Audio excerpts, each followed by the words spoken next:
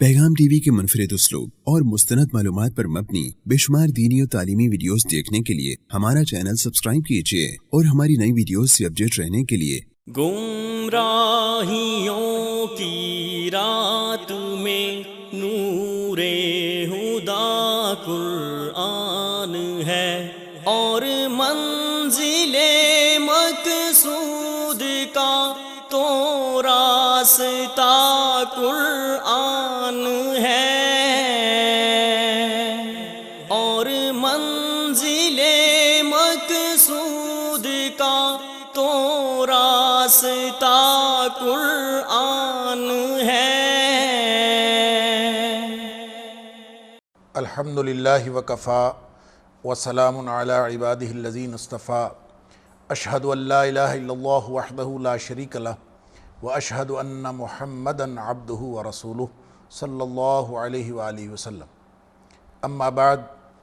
नाज़रीन किराम, खुलासा मज़ामीन क़ुरान के सिलसिले में आज हमारा 8वां प्रोग्राम है और इसी मुनासबत से आज इंशाअल्लाह हम 8वें पारे के मज़ामीन का जायज़ा लेंगे। आपको मालूम है कि 7वें पारे के इख्तिताम पर और 8वें पारे की इब्तिदा यहाँ पे सूरतुल अनआम है और सूरतुल अनआम जो कि मक्की सूरत है उसमें अक़ायद बयान हुए हैं और ख़ास तौर पे अक़ीदा तौहीद बयान किया गया है। और जहाँ 7वां पारा इख्तिताम पजीर हो रहा था तो वहाँ पे मुआनदीन नबूवत यानी जो नबी करीम सल्लल्लाहु अलैहि वसल्लम के मुआनदीन या आपके जो दुश्मन थे, जो आपकी नबूवत के दुश्मन थे, उनका तज़किरा इजमालन हुआ था। और आगे इस पारे में यानी 8वें पारे में नबी करीम सल्लल्लाहु अलैहि वसल्लम के साथ अदावत और दुश्मनी रखने वालों का क़द्र तफ़सीलन ज़िक्र हुआ है और ये भी बताया गया है, नबी करीम सल्लल्लाहु अलैहि वसल्लम को तसल्ली दी गई है कि आपसे पहले भी अम्बिया को झुटलाया जाता रहा। और एक ये भी बताया गया कि जितने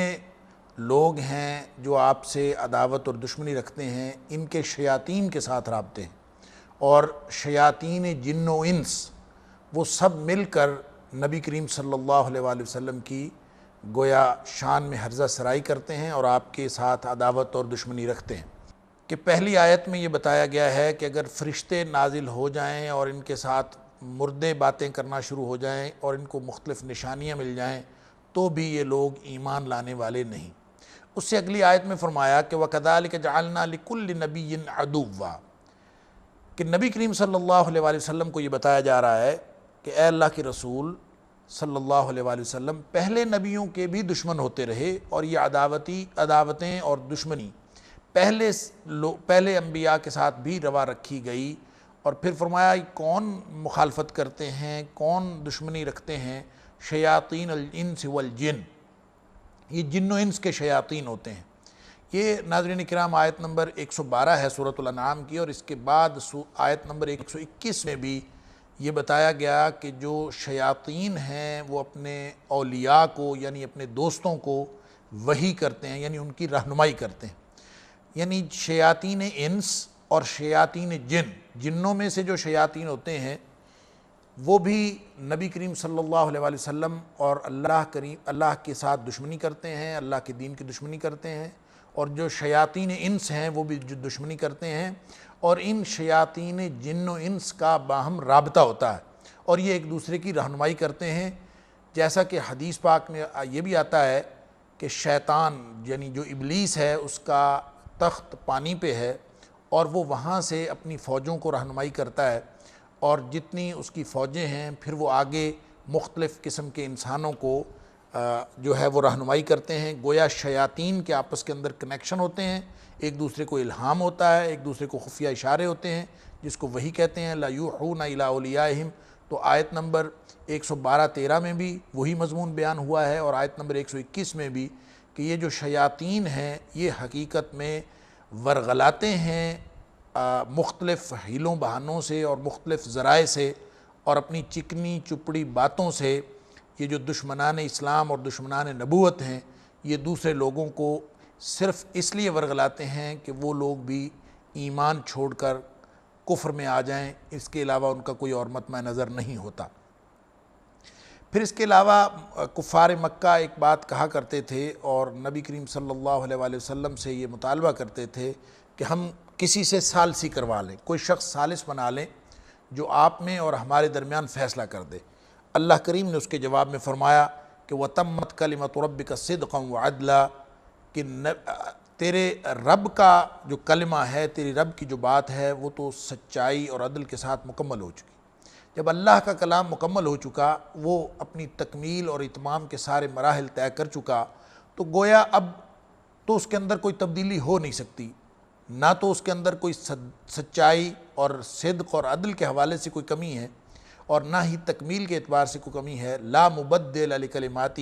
وہ تو تبدیل ہو نہیں سکتے۔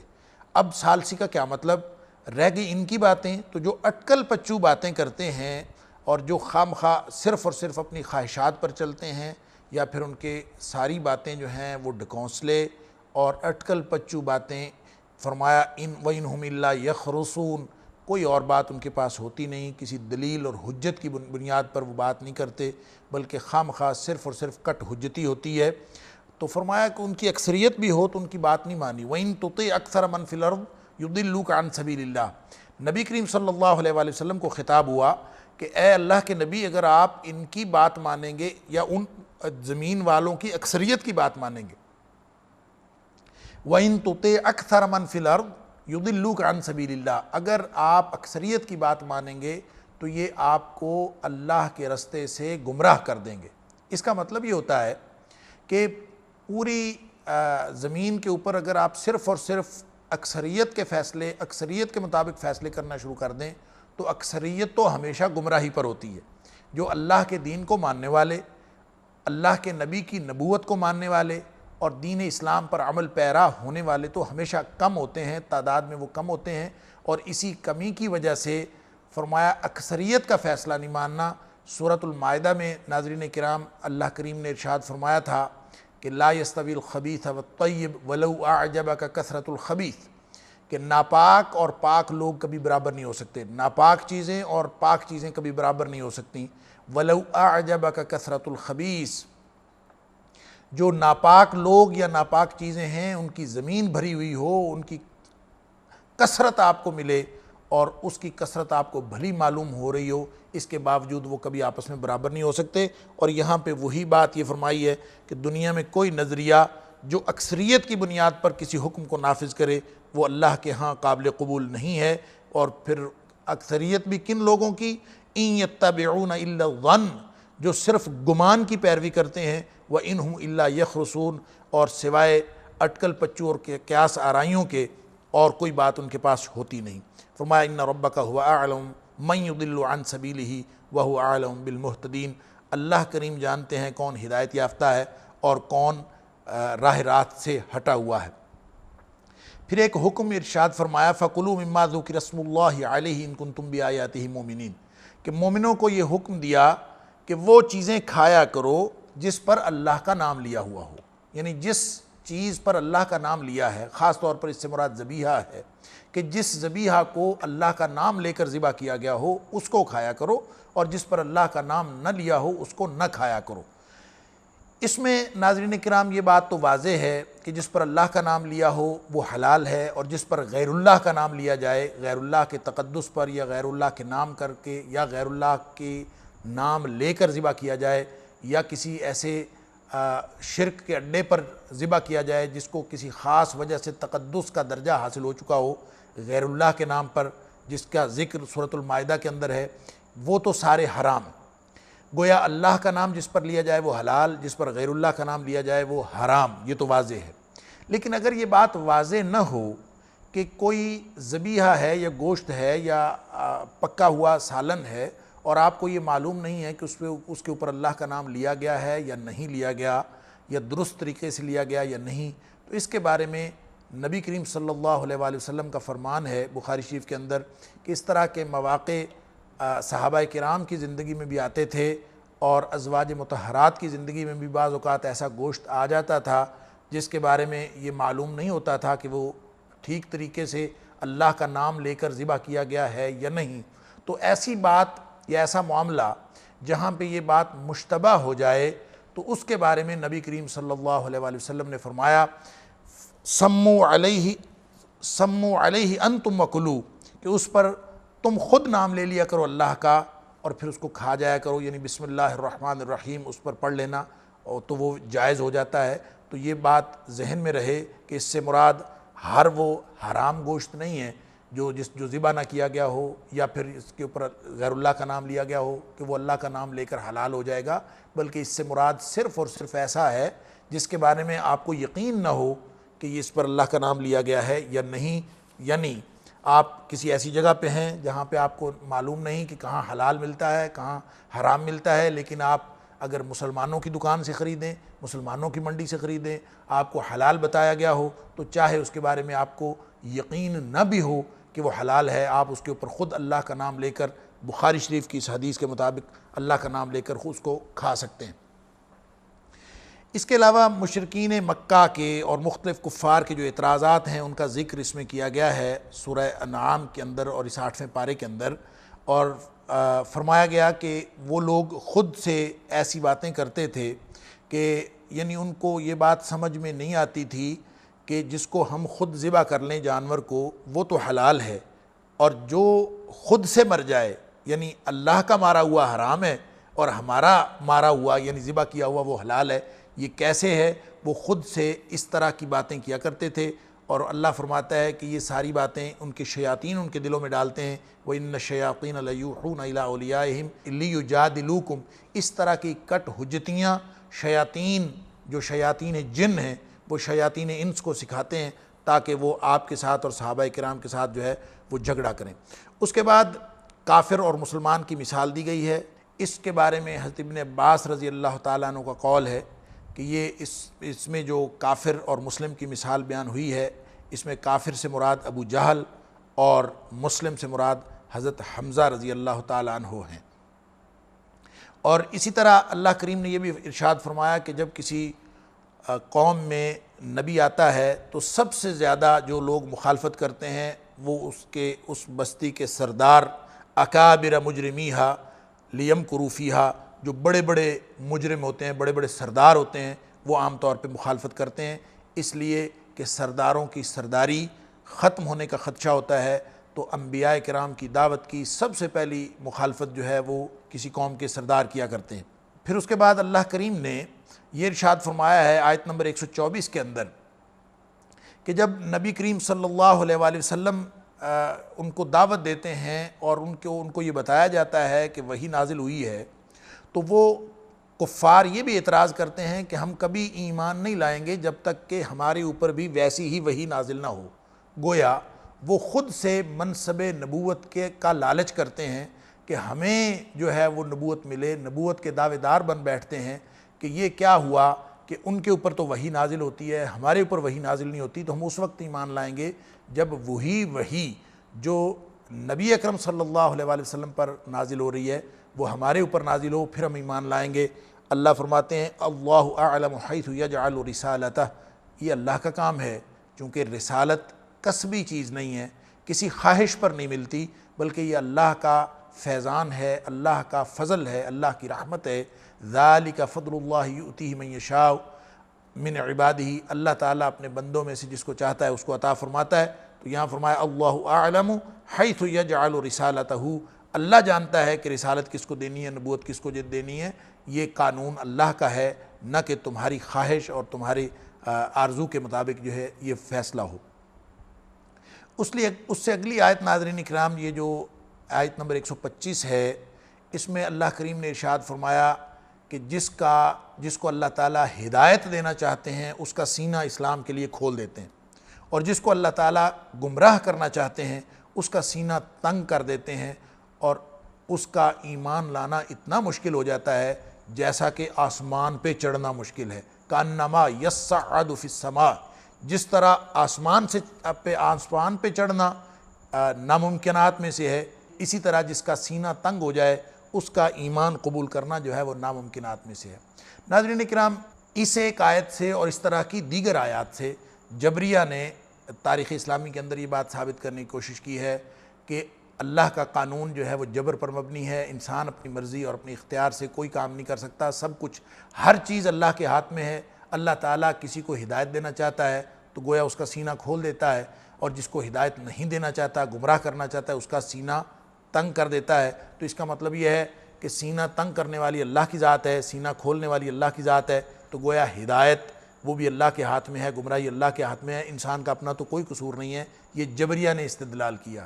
جو کہ ناظرین کرام بالکل غلط استدلال ہے۔ اس کی وجہ یہ ہے کہ بلا شبہ ہدایت اور گمراہی اللہ کے ہاتھ میں ہے، لیکن ہدایت دینے کا اللہ نے ایک قانون بنایا ہے۔ جو شخص اپنے آپ کو اس استحقاق کے مطابق اور اس میرٹ کے مطابق ثابت کرتا ہے جس کو ہدایت دی جائے، اس کو اللہ تعالیٰ ہدایت دے دیتا ہے، اس کا سینہ کھول دیتا ہے۔ اور جو شخص اپنا استحقاق ثابت کرنے میں ناکام رہتا ہے کہ وہ اللہ کی رحمت اور اللہ کی ہدایت حاصل کر لے، ظاہر ہے اس کا سینہ تنگ کر دیا جاتا ہے، اور یہ اس وجہ سے وہ گمراہ نہیں ہوتا کہ اللہ نے اس کا سینہ تنگ کر دیا ہے، بلکہ وہ شخص گمراہ اس لیے ہوتا ہے اور سینہ اس کا اس لیے تنگ ہوتا ہے کہ اس کی اپنی روش کافرانہ تھی، اور اللہ کریم نے یہ بات وضاحت سے اسی آیت کے آخر میں فرما دی ہے، لہٰذا کسی قسم کے غلط استدلال کی گنجائش ہی ختم ہو گئی کہ فرمایا كَذَلِكَ يَجْعَلُ اللَّهُ الرِّجْسَ عَلَى الَّذِينَ لَا يُؤْمِنُونَ۔ یہ اللہ تعالیٰ ان کے اوپر ناپاکی ڈال دیتا ہے، ان کے اوپر ناپاکی مسلط فرما دیتا ہے، کن لوگوں کے اوپر علی الذین لا یؤمنون، جو خود سے ایمان نہیں لانا چاہتے۔ ظاہر ہے اللہ تعالیٰ ان کو ایمان کی دولت نصیب نہیں فرماتے اور ہدایت ان کو نصیب نہیں ہوتی۔ پھر اس کے بعد فرمایا ہے کہ جس دن قیامت کا منظرنامہ کچھ بیان ہوا ہے کہ وَيَوْمَ يَحْشُرُهُمْ جَمِيعًا، جس دن اللہ تعالیٰ جنوں اور انسانوں کو سب کو اکٹھا کر لے گا قیامت کے دن، تو فرمایا یہ کہا جائے گا یا معشر الجن، اے جنوں قد استکثرتم من الانس، کہ جنوں تم نے بہت سارے انسانوں کو گمراہ کیا۔ اس کا مطلب یہ ہے کہ جنوں اور انسانوں کو، اگرچہ جن اور انسان دونوں ہی اللہ کے قانون کے مکلف ہیں، لیکن انسان جو ہیں وہ جنوں کے غلبے کی وجہ سے یا ان کی تبلیغ کی وجہ سے انسانوں کی اکثریت جو ہے وہ گمراہ ہو جاتی۔ تو اللہ کریم نے فرمایا قد استکثرتم من الانس، تم نے بہت سارے انسانوں کو گمراہ کیا۔ یہ وہی بات ہے ناظرین کرام جو سورہ یاسین کے اندر بھی اللہ کریم نے ارشاد فرمایا کہ بنی آدم کو خطاب فرماتے ہوئے فرمایا الم اعہد الیکم یا بنی آدم اللہ تعبدوا الشیطان انہ لکم عدو مبین، کہ شیطان کی پیروی نہ کرو، وہ تمہارا کھلا دشمن ہے، یہ میں نے تم سے وعدہ نہیں لیا تھا۔ اور پھر ساتھ یہ فرمایا وَأَنِ اعْبُدُونِي هَذَا صِرَاطٌ مُسْتَقِيم،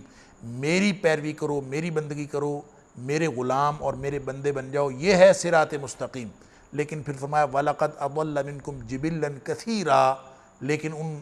شیاطین نے تم میں سے اکثریت کو گمراہ کر دیا۔ گویا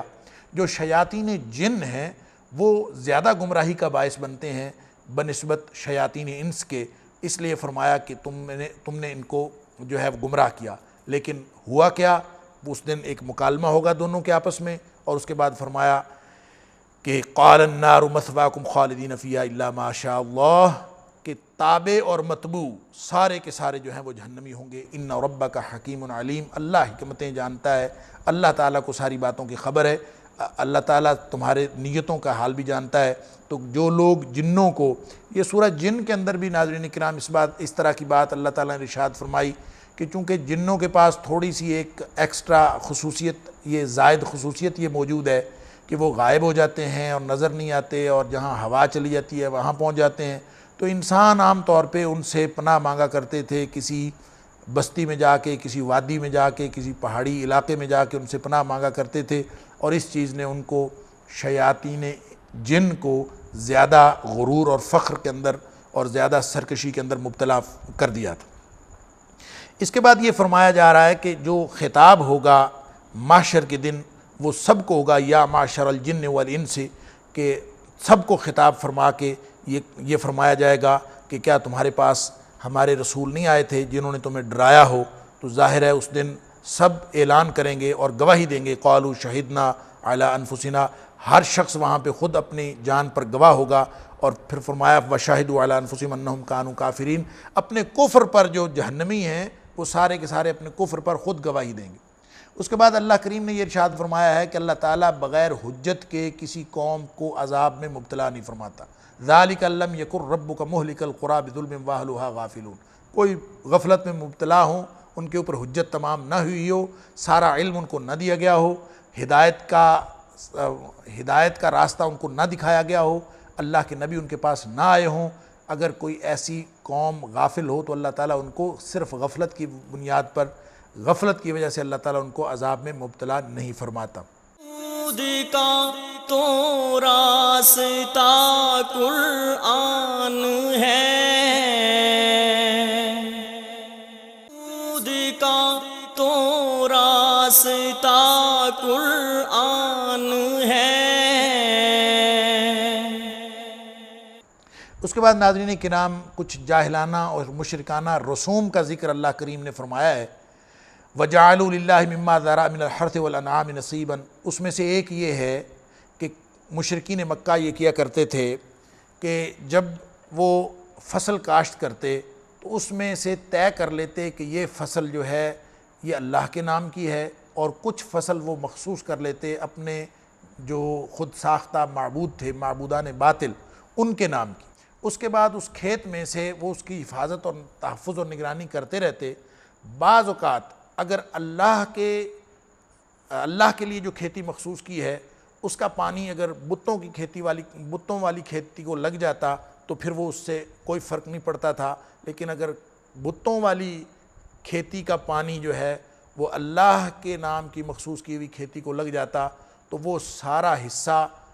اللہ والا بھی بتوں کو دے دیتے۔ اور یہ عجیب و غریب انہوں نے سلسلہ بنایا ہوا تھا۔ اللہ تعالیٰ فرماتے ہیں فَقَالُوا هَذَا لِلَّهِ بِزَعْمِهِمْ وَهَذَا لِشُرَكَائِنَا، خود سے انہوں نے یہ کیا ہوا تھا کہ یہ کھیت جو ہے وہ اللہ کے نام کا ہے، یہ ہمارے شریکوں کا نام کا، جو بتوں کے نام کا یا جو معبودان باطل ہیں ان کے نام کا، یہ اس طرح سے بنایا ہوا تھا۔ فَمَا كَانَ لِشُرَكَائِهِمْ فَلَا يَصِلُ إِلَى اللَّهِ، کوئی بھی مسئلہ ہو جاتا تو کبھی یعنی پانی اس کو لگ جاتا، یا کبھی بعض اوقات کھیت جو ہے اس میں سے فصل لے لینے کے بعد، غلہ نکال لینے کے بعد اس والا غلہ اس میں گر جائے یا اس والا غلہ اس میں گر جائے، تو ان کا قانون یہ تھا، انہوں نے اپنا جو خود ساختہ رسم بنائی ہوئی تھی وہ یہ تھی کہ فَمَا كَانَ لِشُرَكَائِهِمْ فَلَا يَصِلُ إِلَى اللَّهِ، اگر تو ان کے اس وجہ سے کہ پانی ادھر لگ گیا ہے، اللہ کے حصے کی طرف سے، بتوں کے حصے کی طرف سے اللہ کے حصے کو کچھ دینا آتا تو پھر وہ کبھی نہ دیتے، بلکہ کہتے کہ اللہ تعالیٰ تو غنی ہے، اس کو ضرورت نہیں ہے۔ اور اگر کوئی دوسری طرح کا کوئی مسئلہ ہو جاتا تو اللہ کے نام کی مخصوص کی ہوئی کھیتی میں سے اس کا حصہ جو ہے وہ سارے کا سارا بتوں کو دے دیتے۔ اللہ تعالیٰ فرماتا ہے کہ وَمَا كَانَ لِلَّهِ فَهُوَ يَصِلُ إِلَىٰ شُرَكَائِهِمْ، بتوں کا حصہ جو ہے وہ تو کبھی اللہ کو نہیں پہنچتا تھا، اور اللہ کا حصہ جو ہے وہ اپنے شریکوں کو دے دیتے تھے۔ سَاءَ مَا يَحْكُمُونَ، کتنے برے فیصلے کرتے تھے۔ اس کے علاوہ ان کی دوسری جو بری رسم ہے، رسم بد، اس کا ذکر فرمایا قتل اولادہم، کہ مشرکین جو ہیں اپنی اولاد کو قتل کرتے تھے، یہ ایک ان کی اور رسم بد تھی۔ اس کے بعد فرمایا کہ مخصوص کر لیتے تھے چوپائے اور کھیتی کو کہ جو عام طور پر ممنوع الاستعمال ہوتی، یعنی کوئی کھیتی یا کوئی چوپائے مویشی جو ہیں ان کو مخصوص کر لیا جاتا اور ان کو کوئی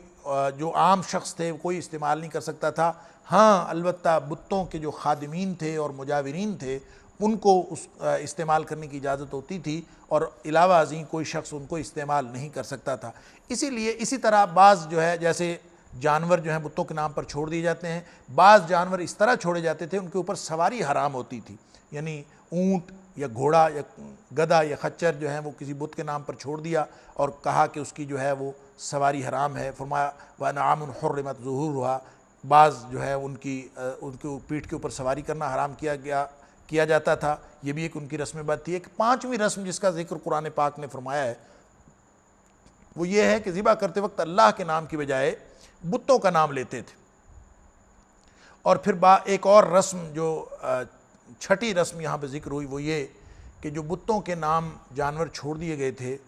ان کے جو آگے بچے ہیں ان کے بارے میں بھی عجیب و غریب عقائد انہوں نے بنا رکھے تھے کہ بعض اوقات اگر بچہ جو ہے وہ زندہ پیدا ہو، یعنی ان جانوروں سے جو جانور بتوں کے نام پر چھوڑے ہوئے ہیں، اگر بچہ زندہ پیدا ہو تو وہ زندہ بچہ صرف مردوں کے لیے مخصوص ہوگا، اس کو عورتیں استعمال نہیں کر سکتی۔ البتہ اگر مردہ بچہ پیدا ہو اور اس کو انہوں نے استعمال میں لانا ہو تو اس میں عورتیں اور مرد سارے شریک ہو جاتے تھے۔ یہ مختلف قسم کی باتیں، ان کی مختلف رسمیں، خود ساختہ رسمیں اللہ کریم نے ذکر فرمائی ہیں، اور پھر فرمایا ہے قد خسر الذین قتلوا اولادہم سفہا بغیر علم وحرموا ما رزقہم اللہ افتراء علی اللہ۔ جن لوگوں نے یہ خود ساختہ اور خود سے گھڑ کے چیزیں بنائی ہوئی تھیں، افتراء کیا ہوا تھا اور اپنی اولادوں کو قتل کرتے تھے، اس طرح کی جتنی چیزیں، جتنے کام کرتے تھے، یہ لوگ خسارہ پانے والے لوگ ہیں اور ان قریب خسارہ پائیں گے۔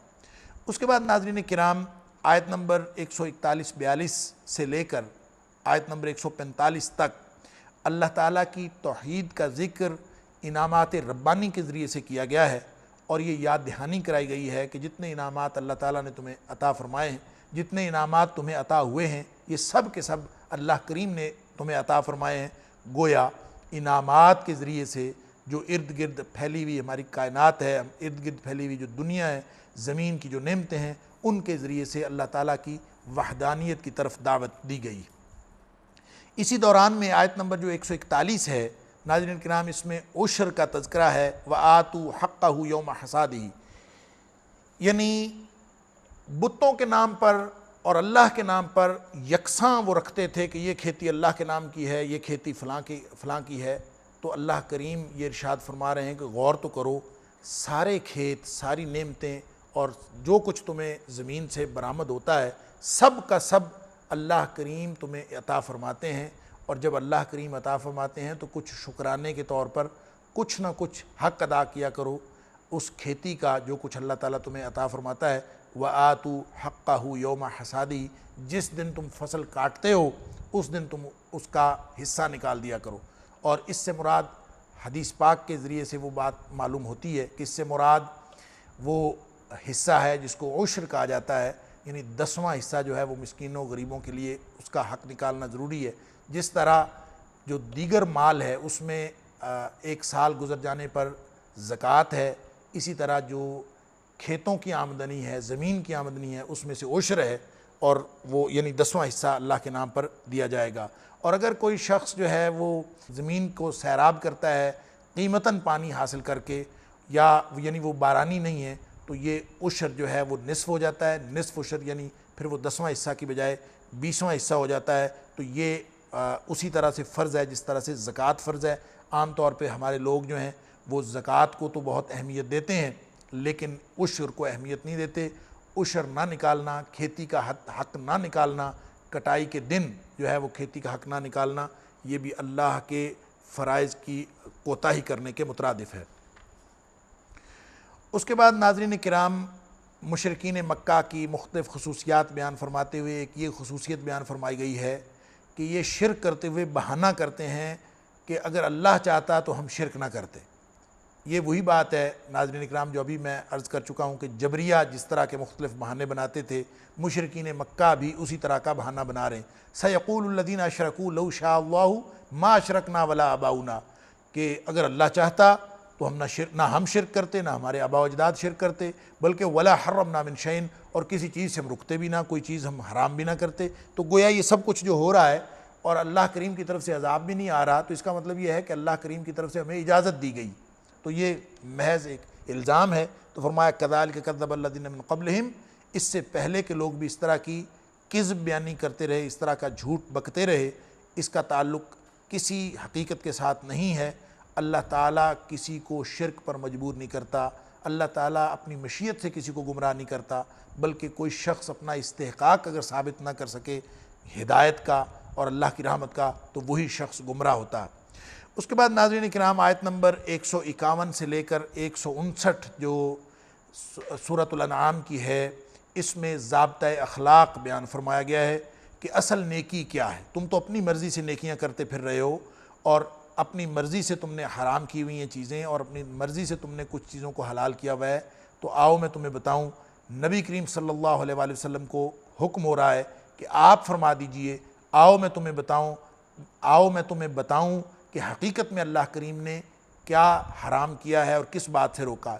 فرمایا اللہ نے اس بات سے روکا ہے۔ یہ ناظرین کرام کم و بیش 11 چیزیں ہیں جو اسلامی ضابطۂ اخلاق کے تحت بتائی گئی ہیں۔ فرمایا اللہ تشرکوا بہ شیئا، پہلی بات یہ ہے کہ اللہ کے ساتھ شرک نہ کرو۔ دوسری بات یہ ہے کہ والدین کے ساتھ احسان کرو۔ تیسری بات یہ ہے کہ اپنی اولادوں کو اس وجہ سے قتل نہ کرو کہ وہ تم سے رزق طلب کریں گی، اور رزق کی کمی کے خدشے کی وجہ سے اپنی اولادوں کو قتل نہ کرو۔ اور پھر فرمایا کہ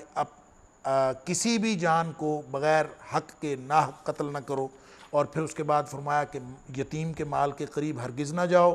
پھر فرمایا کہ ناپ اور تول میں کسی قسم کی کمی نہ کرو بلکہ اس کو پورا کیا کرو، پھر فرمایا کہ قول کے اندر جب بھی کبھی کوئی بات کرو تو ہمیشہ عدل و انصاف کی بات کرو، چاہے وہ تمہارے اپنے رشتہ داروں کے خلاف ہو، اور پھر اس کے بعد فرمایا کہ اللہ کے تمام عہد جو ہیں ان کو پورا کرو، اور پھر فرمایا صراط مستقیم کی اتباع کرو، اور مختلف جو گمراہ راستے ہیں ان راستوں کو چھوڑ دو۔ وَلَا تَتَّبِعُوا السُّبُلَ وَلَا تَتَّبِعُوا السُّبُلَ فَتَفَرَّقَ بِكُمْ عَنْ سَبِيلِهِ، جو مختلف راستے تمہیں اللہ کے راستے سے ہٹانے کے لیے جال بچھایا گیا ہے گمراہ لوگوں کی طرف سے، ان کی پیروی نہ کرو۔ ناظرین کرام، اس سورۃ الانعام کے آخر پہ اللہ تعالیٰ نے ایک بات یہ فرمائی ہے کہ تم بار بار، یعنی مشرکین مکہ کو یہ بات فرمائی ہے کہ تم بار بار معجزہ یا نشانی کا مطالبہ کرتے ہو، یہ یاد رکھو کہ اگر اللہ کی طرف سے معجزہ یا نشانی آ جائے تو اس کے بعد کا ایمان تو معتبر ہی نہیں ہے۔ اس کی وجہ یہ ہے، یہ آیت نمبر 158 ہے ناظرین کرام۔ اس آیت نمبر 158 میں اللہ کریم نے یہ ارشاد فرمایا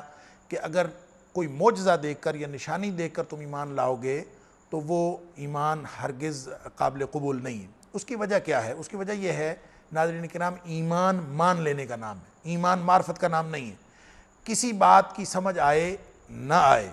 عقل ساتھ دے نہ دے، صرف اس لیے مان لینا کہ کوئی چیز اللہ کی طرف سے اور اللہ کے نبی صلی اللہ علیہ وآلہ وسلم کی طرف سے بتائی جا رہی ہے، اسی کا نام ایمان ہے۔ تو آدمی جب مان لے، سر تسلیم خم کر دے، تو اس کا نام ایمان ہے۔ تو اگر کوئی شخص نشانی دیکھ کر، یہ معجزہ دیکھ کر مانتا ہے تو اس کا مطلب ہے اس نے نبی کریم صلی اللہ علیہ وآلہ وسلم کی بات کو تو نہیں مانا، اس نے اللہ کی بات کو تو نہیں مانا، وہ تو نشانی دیکھ کر ایمان لایا۔ تو نشانی دیکھ کر اگر مانا تو گویا اس نے تو دیکھ کر، جان کر، پرکھ کر، معرفت حاصل کر کے مانا ہے۔ تو معرفت حاصل کر کے جو شخص مانتا ہے، یہ ایمان نہیں ہے۔ ایمان ہوتا ہی اصل میں بالغیب ہے۔ الذین یؤمنون بالغیب، جو لوگ غیب پر ایمان رکھتے ہیں، اس کا مطلب یہ ہے کہ ایمان ہوتا ہی بالغیب ہے۔ جو چیزیں غیبیات میں سے نہیں ہیں، وہ بھی اگر ہم ان کو ایمان کے حوالے سے دیکھیں تو ہم نے کب دیکھا ہے نبی کریم صلی اللہ علیہ وآلہ وسلم کو اس دنیا میں چلتے پھرتے؟ ہم نے تو ساری باتیں کتابوں میں پڑھی ہیں۔ ہم نے کب دیکھا ہے آسمان سے فرشتوں کو وحی لاتے ہوئے؟ ہم نے کب دیکھا ہے کہ قرآن جو ہے کس طرح آسمان سے نازل ہوا تھا؟ یہ ساری چیزیں ہم نے نہیں دیکھیں، پھر بھی ہم قرآن کو مانتے ہیں، پھر بھی ہم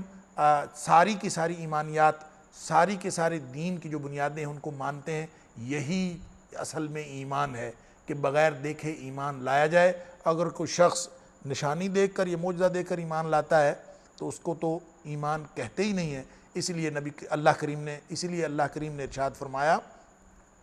کہ لم تکن آمنت من قبل او کسبت فی ایمانہا خیر لا ينفع نفسا ایمانہا، کہ اس کا ایمان جو ہے اس کو قطعاً فائدہ نہیں دے گا۔ اس کے بعد ناظرین کرام، اللہ کے قانون رحمت کا تذکرہ ہے کہ نیکی ہم ایک کرتے ہیں، 7 گناہ ایک کرتے ہیں، تو اللہ کی رحمت یہ ہے کہ نیکیاں 10 لکھی جاتی ہیں اور گناہ 1 لکھا جاتا ہے، تاکہ لوگوں کا نیکیوں کا کھاتا ہمیشہ گناہوں سے زیادہ رہے۔ یہ تو انسان بدقسمت ہے کہ پھر بھی نیکیاں اپنی گناہوں سے زیادہ نہیں کر سکتا، کیونکہ آخر پہ فیصلہ تو اس بات پر ہونا ہے کہ جو شخص نیکیوں میں بڑھ گیا،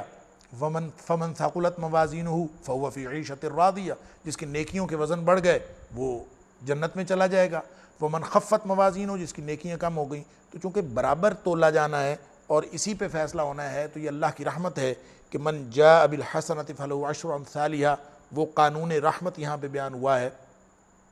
آیت نمبر 160 میں، کہ مثل اللہ تعالیٰ اس کو 10 گنا جو ہے وہ اجر عطا فرماتا ہے۔ ومن جاء بالسیئۃ فلا یجزی الا مثلہا، اور جو کوئی شخص گناہ کرے تو اس کی جزا اور اس کا بدلہ 1 گناہ کے مطابق ہی ملتا ہے۔ وہم لا یظلمون، اور کسی قسم کا ظلم نہیں کیا جاتا۔ یہ اللہ کا قانون رحمت ہے۔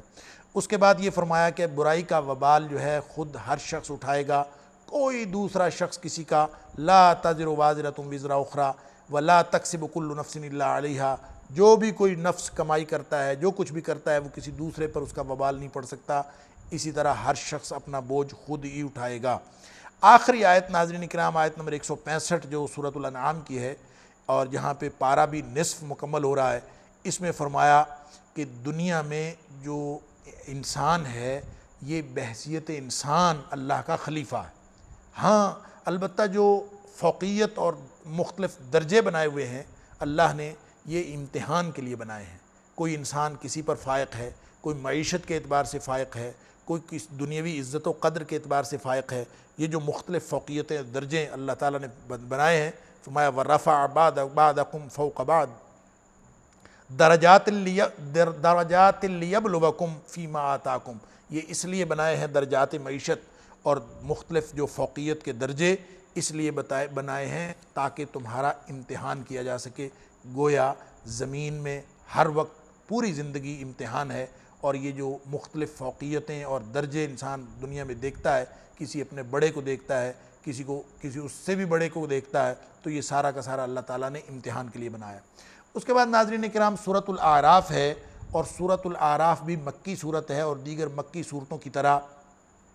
اسلامی عقیدہ یعنی عقیدہ توحید و رسالت اور معاد یعنی آخرت اس کے اندر بیان ہوا ہے، لیکن خاص طور پر یعنی جب توحید بیان ہوئی ہے، پورا قرآن توحید بیان کرتا ہے، لیکن ہر جگہ پیرایا مختلف ہے، مختلف قسم کے طرز بیان ہے، اشارات، کنائے اور استعارے وہ جدا جدا ہیں، اور اس طرح سے اللہ کریم نے توحید کو ہی مختلف پیرائے میں بیان فرمایا ہے۔ لیکن اگر ہم نمایاں طور پر دیکھیں تو سورۃ الانعام کے اندر بھی توحید و رسالت بیان ہوئی، لیکن توحید کا عقیدہ جو ہے وہ زیادہ نمایاں طور پر بیان فرمایا گیا۔ یہاں پہ بھی سورۃ الاعراف کے اندر بھی توحید و رسالت بیان ہوئی، لیکن یہاں پہ رسالت کا عقیدہ جو ہے وہ کسی طور زیادہ نمایاں ہے، اور عقیدہ رسالت کو بیان فرمانے کے ساتھ ساتھ یہ بھی فرمایا کہ جتنے انبیاء اس دنیا میں آئے ہیں، حضرت آدم علیہ السلام، ہود علیہ السلام، صالح، حضرت لوط علیہ السلام، حضرت شعیب علیہ السلام، اور ان کی قوموں کا تذکرہ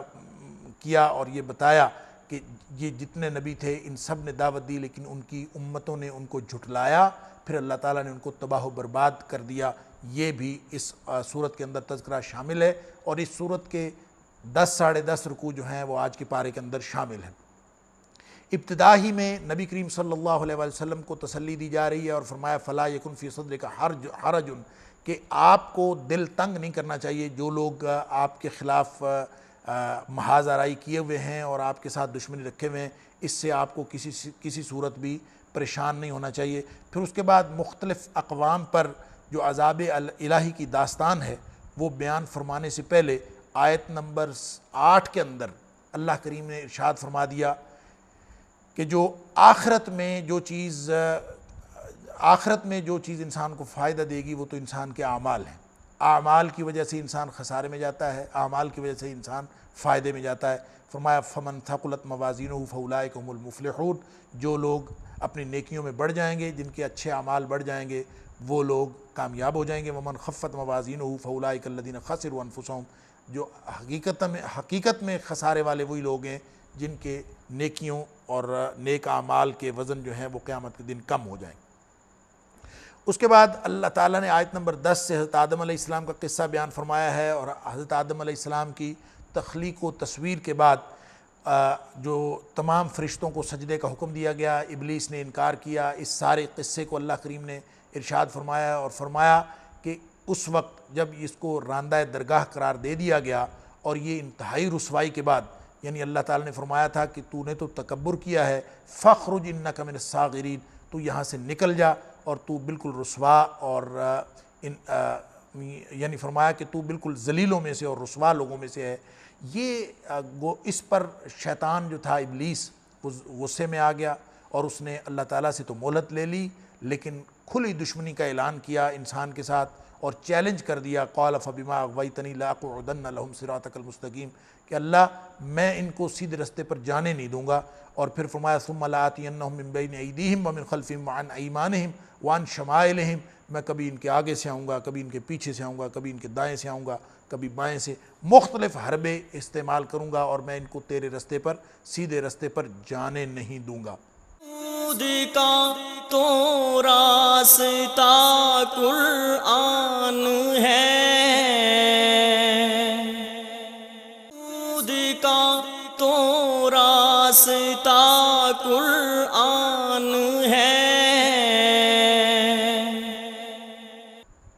اللہ تعالیٰ نے فرمایا کہ قال اخرج منها مذءوما مدحورا،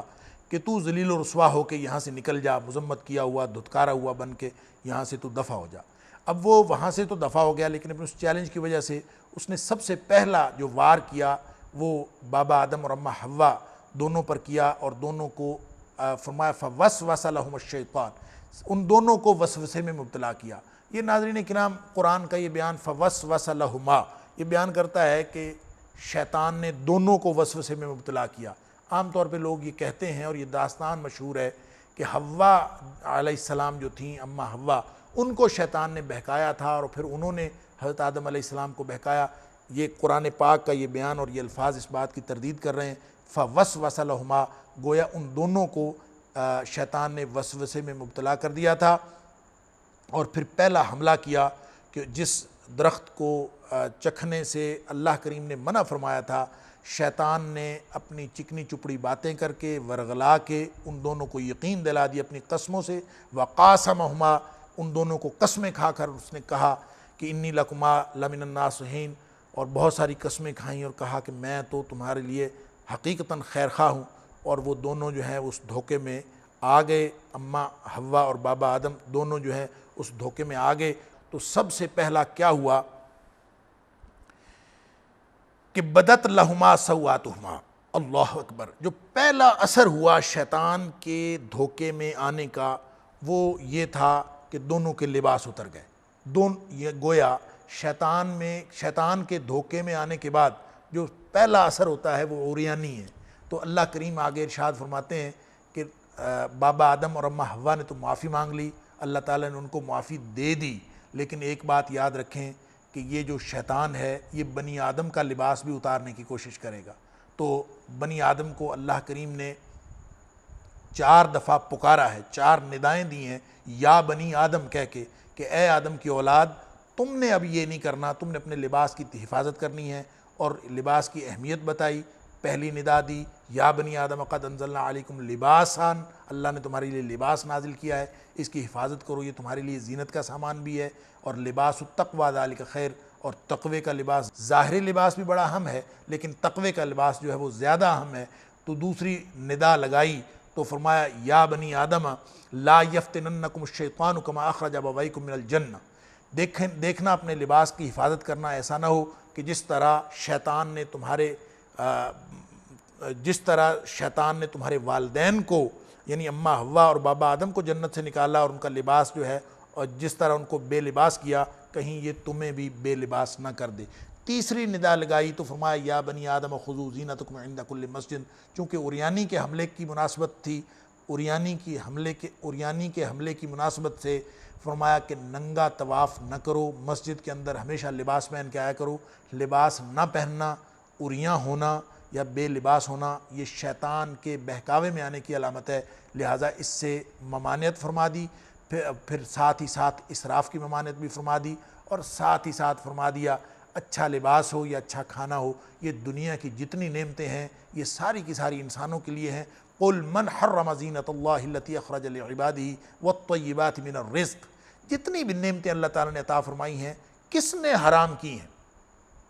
اللہ نے زینت دی ہے، اللہ نے لباس دیا ہے، اللہ نے کھانے کی چیزیں دی ہیں، یہ ساری کی ساری چیزیں استعمال کرنے کے لیے ہیں۔ قل ہی للذین آمنوا فی الحیاۃ الدنیا خالصۃ یوم القیامہ،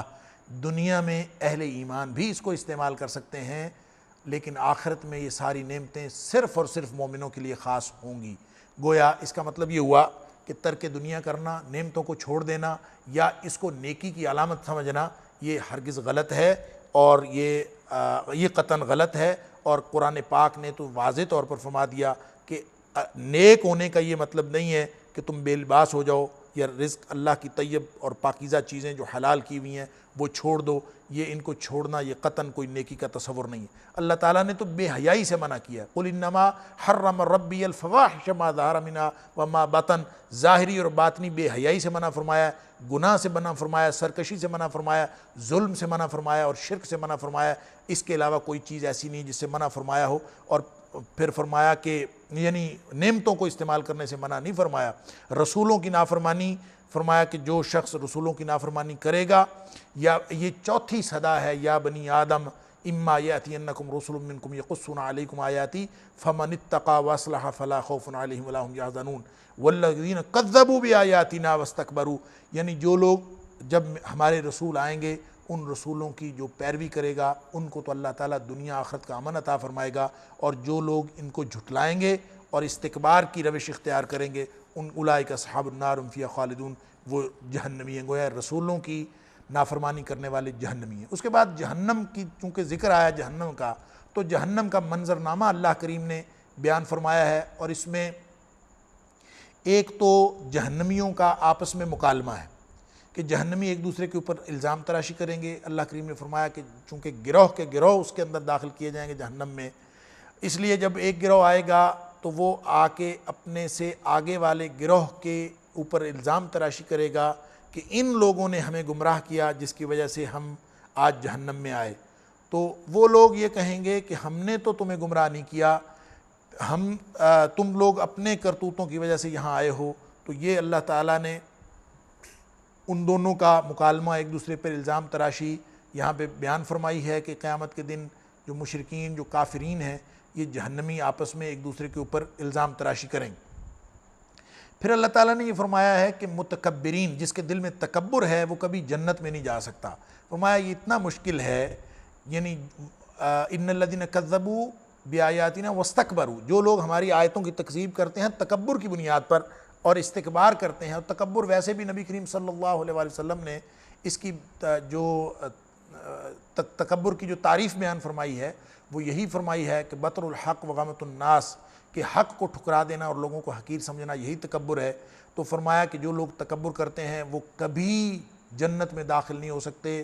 حتیٰ یلج الجمل فی سم الخیاط، اس وقت تک جنت میں داخل نہیں ہو سکتے جب تک سوئی کے ناکے میں سے اونٹ نہ گزر جائے۔ گویا جس طرح سوئی کے ناکے میں سے اونٹ کا گزرنا ناممکن ہے، اسی طرح متکبرین کا جنت کے اندر داخلہ جو ہے وہ ناممکن ہے۔ آگ کا ان کا بچھونا ہوگا، لہم من جہنم مہاد،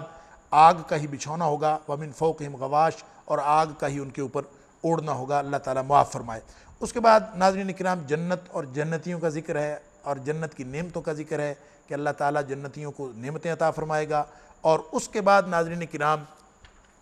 جنتیوں کا اور جہنمیوں کا مکالمہ ہے، کچھ مکالمات ہیں۔ جنتیوں کا اور جہنمیوں کا مکالمہ ہے، جنتیوں کا اور اہل اعراف کا مکالمہ ہے، اور پھر اہل اعراف کا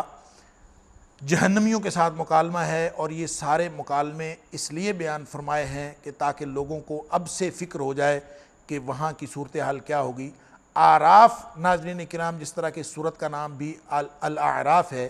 اعراف وہ دیوار ہے جو جنت اور جہنم کے درمیان ہے، اس کے اوپر کوئی ایسی جگہ بنائی گئی ہے جن لوگوں کی نیکیاں اور گناہ برابر ہو جائیں گے ان کو کچھ عرصہ کے لیے اس اعراف کے اندر رکھا جائے گا۔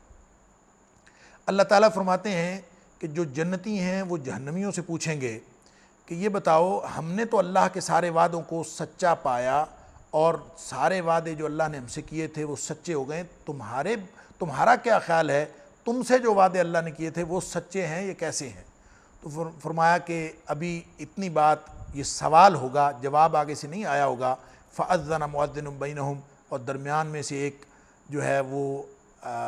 اعلان کرنے والا اعلان کر دے گا، اللعنۃ اللہ علی الظالمین، کہ ظالموں پر اللہ کی لعنت۔ گویا یہ زبان حال سے اس سوال کا جواب مل جائے گا۔ اس کے بعد فرمایا کہ جو اہل اعراف ہیں، اعراف کے اوپر جو لوگ ہیں جو ابھی جن کی نیکیاں اور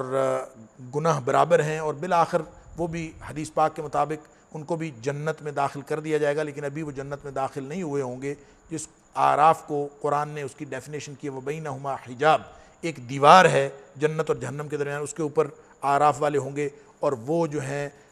پہلے جنتیوں سے خطاب کریں گے، سوال کریں گے، اور ان کو ان سلام علیکم، ان کو السلام علیکم کہیں گے، ان کے اوپر سلامتی کی دعا دیں گے، اور پھر اس امید پر جو ہے وہ بات کریں گے کہ ہم بھی عنقریب جو ہے تمہارے ساتھ داخل ہو جائیں گے۔ پھر ان کی آنکھیں پھر جائیں گی، ان کی نظریں پھریں گی دوسری طرف، یعنی جہنم کی طرف، تو پھر وہ جہنم کی طرف دیکھ کے جہنم سے پناہ مانگیں گے اور جہنمیوں کے ساتھ نہ جانے کی استدعا کریں گے کہ اللہ تعالیٰ ان سے اور ان کے انجام میں بد سے ہمیں بچا لے۔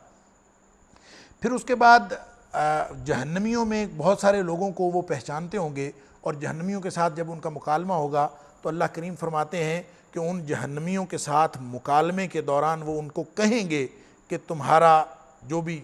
گروہ تھا، جتھا تھا، تمہاری برادری تھی، اور تمہارا جو مال تھا، اور تمہارا جو تکبر تھا، تمہارا بڑا پن، اس نے تمہیں کوئی فائدہ نہیں دیا۔ اور پھر وہی جو جہنمی ہیں، ایک آخری مکالمہ جہنمی جنتیوں سے کریں گے۔ قرآن فرماتا ہے کہ وَنَادَى أَصْحَابُ النَّارِ أَصْحَابَ الْجَنَّةِ أَنْ أَفِيضُوا عَلَيْنَا مِنَ الْمَاءِ أَوْ مِمَّا رَزَقَكُمُ اللَّهُ۔ جہنمی جو ہیں وہ جنتیوں سے کہیں گے کہ کچھ تھوڑا سا پانی ہمیں دے دو، اللہ اکبر، ہمیں کچھ تھوڑا سا پانی دے دو، اور وہ جو اللہ تعالیٰ نے تمہیں نعمتیں عطا فرمائی ہیں ان میں سے کچھ ہمیں دے دو۔ قالوا ان اللہ حرمہما علی الکافرین، ان کو جواب دیا جائے گا کہ یہ ہر چیز، پانی یہاں کا، یہاں کی نعمتیں، جنت کا رزق، یہ اللہ تعالیٰ نے کافروں کے لیے حرام کیا ہوا ہے۔ اور اللہ تعالیٰ فرماتے ہیں جہنم ان کو کیوں ملا تھا؟ الذین اتخذوا دینہم لہوا ولعبا وغرتہم الحیات الدنیا، جہنم میں جانے کا سبب یہ تھا اللہ کے دین کو انہوں نے کھیل اور تماشا سمجھا، اور دنیا کی زندگی نے ان کو دھوکے میں مبتلا کر دیا۔ اور فرمایا جس طرح دنیا میں انہوں نے ہمیں بھلایا تھا، آج ہم بھی ان کو بھلا دیں گے۔ تو چونکہ معاد اور آخرت اور جہنم کی بات ہو رہی تھی، اسی مناسبت سے آغاز کائنات کا ذکر ہوا ہے۔ آیت نمبر 54 سے آن ورڈز، یعنی 54 سے آگے اللہ کریم نے آغاز کائنات کا ذکر فرمایا ہے، اور اس کی حکمتوں کا تذکرہ ہے۔ ان ربکم اللہ الذی، تمہارا رب ہی ہے، وہی اللہ ہے جس نے زمین پیدا کی۔ یہ سارا کارخانہ کائنات اللہ تعالیٰ نے عبث پیدا نہیں فرمایا، باطل پیدا نہیں فرمایا۔ اور پھر فرمایا کہ اللہ کی رحمت سے امید رکھنے والے اللہ کو پکارتے ہیں، اور اللہ کی رحمت کی جو بارش ہوتی ہے۔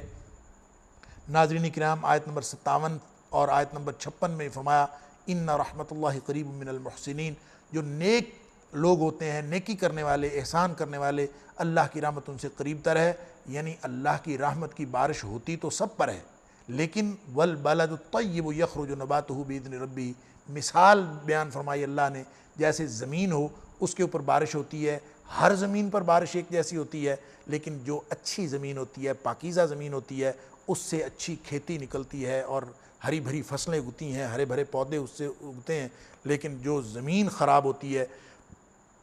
والذی خبث لا یخرج الا نکدا، تو ظاہر ہے جو زمین ہی خراب ہے اس سے ناقص چیزیں نکلیں گی، اس سے اچھی چیز کیسے نکلے گی؟ ایسے ہی اللہ کا دین ہے، اللہ کا دین،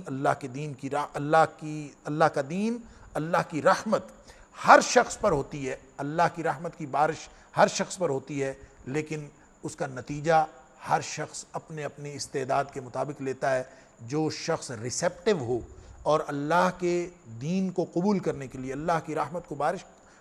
رحمت کی بارش کو لینے کے لیے جو پہلے سے اپنی زمین کو ہموار اور تیار کر چکا ہو، اس کو دنیا آخرت میں بڑے فائدے ملتے ہیں۔ اور جو شخص ایسا نہ ہو،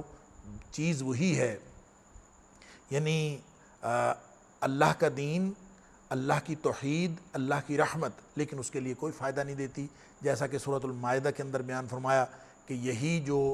اللہ کا دین ہے اور اللہ کا قرآن جو نازل ہوتا ہے، یہ اصل میں کتاب ہدایت ہے، لیکن اہل کتاب کے لیے، جو اللہ کے دین کے دشمن ہیں، ان کے لیے ہمیشہ سرکشی اور کفر میں اضافے کا باعث بنتا ہے۔ اس کے بعد ناظرین کرام، آیت نمبر 59 سے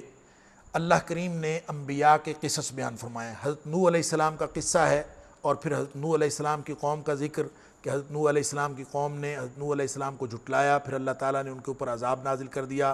اور وہ عذاب جو ہے وہ طوفان کی شکل میں آیا، ساری قوم اس میں غرق ہو گئی۔ اور اللہ تعالیٰ فرماتا ہے کہ انہوں نے تو جھٹلایا تھا، فَأَنْجَيْنَاهُ وَالَّذِينَ مَعَهُ فِي الْفُلْكِ، اور جو لوگ حضرت نوح علیہ السلام کے ساتھ تھے ان کو اللہ تعالیٰ نے کشتی میں بچا لیا، اور یہ لوگ عراق کے علاقے سے نکل کر طوفان نوح کے بعد یمن کے اندر آ کے آباد ہو گئے۔ وَأَغْرَقْنَا الَّذِينَ كَذَّبُوا بِآيَاتِنَا، اور جن لوگوں نے حضرت نوح علیہ السلام کی بات کو جھٹلایا تھا، اللہ کی نشانیوں کو جھٹلایا تھا، وہ اس طرح سے تھے جیسے اندھوں کی قوم ہو، انہم کانوا قوما عمین، جیسے اندھے لوگ ہوں، ان کو اللہ تعالیٰ نے غرق فرما دی۔ اس کے بعد ہود علیہ السلام اور ان کی قوم عاد کا ذکر ہے، اور فرمایا کہ ان کے اوپر شدید آندھی چلی، ان لوگوں نے بھی حضرت ہود علیہ السلام کو جھٹلایا، اور ایسی شدید ہوا اللہ تعالیٰ نے، آندھی، خوفناک آندھی ان کے اوپر بھیجی، جو ان کو سر کے بل پٹکتی ہوئی آگے نکل گئی اور یہ سب لوگ جو ہیں وہ وہاں پہ ختم ہو گئے. فرمایا کہ وَقَطَعْنَا دَابِرَ الَّذِينَ كَذَّبُوا بِآيَاتِنَا، ان کی گویا جڑ ہی کٹ گئی، نسلیں ختم ہو گئیں. اور پھر اس کے بعد حضرت صالح علیہ السلام کی قوم سمود کا ذکر ہے کہ ان کو اللہ تعالیٰ نے نشانی کے طور پر ناقۃ اللہ ایک اونٹنی عطا فرمائی تھی، اور یہ کہا گیا تھا کہ اونٹنی کو کچھ نہ کہیں، لیکن وہ ایسے بدبخت تھے کہ اونٹنی کی کونچیں کاٹ ڈالیں اور اونٹنی کو ہلاک کر دیا. ان کے اوپر بھی اللہ کی طرف سے رجفہ یعنی زلزلے کا عذاب آیا اور ساری قوم تباہ و برباد کر دی گئی. اس کے بعد لوط علیہ السلام اور ان کی قوم کا تذکرہ ہے کہ لوط علیہ السلام کی قوم جو تھی وہ ایک انتہائی برے فعل یعنی بے حیائی اور فحاشی کے اندر مبتلا تھی. لوط علیہ السلام نے ان کو روکا اور وہ لوگ اس بد فعلی سے باز نہ آئے، بلکہ الٹا حضرت لوط علیہ السلام اور آپ کے ساتھیوں کو مذاق کرنے لگے، ان کا تمسخر اڑانے لگے کہ یہ بڑے پاک صاف اور طاہر لوگ ہیں، انہم اناس یتطہرون، یہ بڑے پاک بنتے ہیں. اور ان کو گویا مذاق اڑایا، حضرت لوط علیہ السلام کی تعلیمات کا مذاق اڑایا. تو فرمایا کہ اللہ تعالیٰ نے پھر ان کے اوپر وَأَمْطَرْنَا عَلَيْهِمْ مَطَرًا، اللہ تعالیٰ نے ان کے اوپر پتھروں کی بارش کر دی، مسلسل بارش. کہتے ہیں زلزلہ بھی آیا، اوپر سے پتھروں کی بارش ہوئی اور وہ اس دنیا سے اس زمین سے ملیا میٹ کر دیا گیا. اس کے بعد حضرت شعیب علیہ السلام کا ذکر ہے. 8ویں پارے کا اختتام اور 9ویں پارے کا آغاز جو ہے یہ حضرت شعیب علیہ السلام اور آپ کی قوم کے تذکرے پر مشتمل ہے. اور اس میں فرمایا کہ جب حضرت شعیب علیہ السلام آئے تو انہوں نے بھی وہی دعوت دی جو دیگر انبیاء دعوت دیتے آئے تھے، یا قوم اعبدوا اللہ ما لکم من الہ غیرہ، کہ اے میری قوم اللہ کی بندگی کرو، اس کے علاوہ تمہارا کوئی الہ نہیں. یہی ہر نبی یہی دعوت دیتا آیا. آیت نمبر 59 سے لے کر جس نبی کا بھی ذکر ہے اللہ کریم نے یہی فرمایا کہ جو بھی نبی آیا اس نے آ کے اپنی قوم سے یہی کہا کہ یا قوم اعبدوا اللہ ما لکم من الہ غیرہ، اس کے علاوہ تمہارا کوئی الہ نہیں، اللہ کی بندگی کرو. یہی حکم حضرت شعیب علیہ السلام نے بھی اپنی قوم کو دیا اور ساتھ دیگر احکام بھی دیے، اور ان کو فرمایا کہ اللہ کے ساتھ شرک نہ کرو اور ناپ تول پورا کیا کرو، لوگوں کے ناپ تول میں کمی ہرگز نہ کیا کرو. اور پھر فرمایا کہ رہزنی اور ڈاکہ زنی نہ کیا کرو، ولا تقعدوا بكل صراط توعدون وتصدون عن سبیل اللہ، اور اللہ کے راستے سے لوگوں کو نہ ہٹاؤ. یہ مختلف احکام ہیں جو حضرت شعیب علیہ السلام نے اپنی قوم کو دیے، لیکن ناظرین کرام انجام ان کا بھی وہی ہوا جو اس سے پہلی اقوام کا ہوا تھا کہ حضرت شعیب علیہ السلام کی قوم نے ان کی بات نہیں مانی. آگے ان کی قوم نے کیا کہا اور کس طرح سے ان کے اوپر عذاب آیا، اس کا تذکرہ 9ویں پارے کے آغاز میں ہے. آج کا پارہ مکمل ہوا. ناظرین کرام اللہ تعالی ہم سب کو قرآن پاک سمجھنے اور اس پر عمل کرنے کی توفیق عطا فرمائے. وآخر دعوانا ان الحمدللہ رب العالمین. گمراہیوں کی رات میں نور ہدا قرآن ہے، اور منزل مقصود کا تو راستہ قرآن ہے، اور منزل مقصود کا تو راستہ قرآن ہے.